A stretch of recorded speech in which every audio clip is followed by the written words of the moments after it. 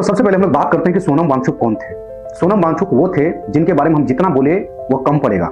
यानी कि वो व्यक्ति जो एक अपने आप में बहुत बड़े एजुकेशनिस्ट है, वो व्यक्ति जो अपने आप में बहुत बड़े इन्फ्लुएंसर है, वो व्यक्ति जो अपने आप में सोशल एक्टिविस्ट है, वो व्यक्ति जो इंटरनली अपने भारतीय सेना को मदद करते हैं, वो व्यक्ति लद्दाख से सटे हुए सीमा जो हम लोगों का चीन से सटता है, जो लद्दाख का सीमा उनका सुरक्षा करने वाले वो व्यक्ति। और आखिर इतना कार्य करने के बाद, इतना योगदान देने के बाद फिर क्यों उसे जेल में डाल दिया गया और उसके ऊपर एक जो इल्जाम लगाया गया वो इल्जाम है NSA का, यानी कि एंटी नेशनलिस्ट।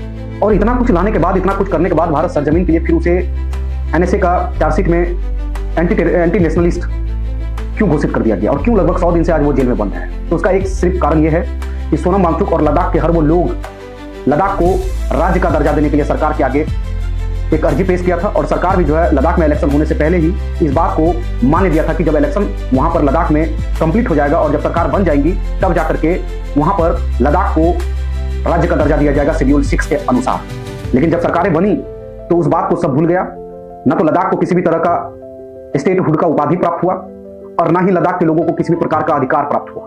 तो शेड्यूल 6 के अकॉर्डिंग ऐसा है संविधान में कि लद्दाख जो यूनियन टेरिटोरीज है उसे राज्य का दर्जा दिया जा सकता है। और राज्य का दर्जा किसी भी यूनियन टेरिटोरी को इसलिए चाहिए क्योंकि वहां पर स्कूल का फैसिलिटीज, हॉस्पिटल का फैसिलिटीज, ट्रांसपोर्टेशन का फैसिलिटीज और जो डेवलपमेंट इंफ्रास्ट्रक्चर, इन सब चीजों की हम लोग बात करते हैं तो वो और भी ज्यादा आसान हो जाता है। लद्दाख में जब भारतीय सेना तैनात होती है तो वहां का जो टेम्परेचर होता है वो लगभग माइनस में होता है, -20 डिग्री, 30 डिग्री, 50 डिग्री, इस प्रकार का कड़ाकेदार ठंडी में जब भारतीय सेना को लद्दाख के सीमा का पहरा करने में जब समस्याएं आना शुरू हुई तब भारतीय सरकार भी उसका समाधान निकालने में विफल रहा। तो उस समय में वो व्यक्ति सोलर टेंट का इन्वेंशन किया, आविष्कार किया।